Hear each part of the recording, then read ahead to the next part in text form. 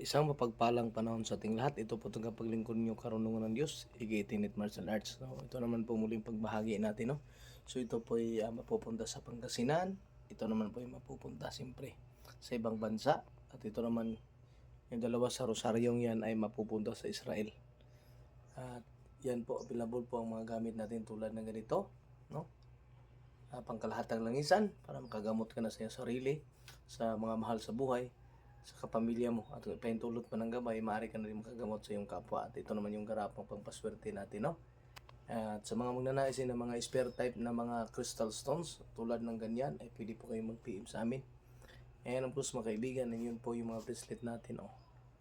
Yan, gumamila silis, meron din yung tiger eye, meron din po liklay, meron din po tayo, tawag dyan na citrine, selenite,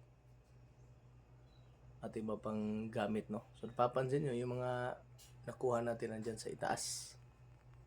Okay, so sa magnanais, PM lang po kayo. At balak ko na din po, kasi alam naman natin may kakaambang kaguluhan, so balak ko na din pong maggawa ng kopya ng mga salikong yan.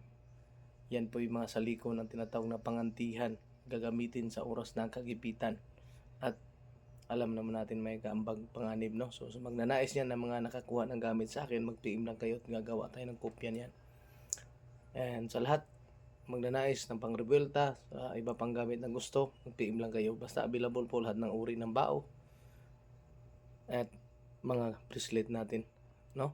So maraming salamat at magpagpalang panahon.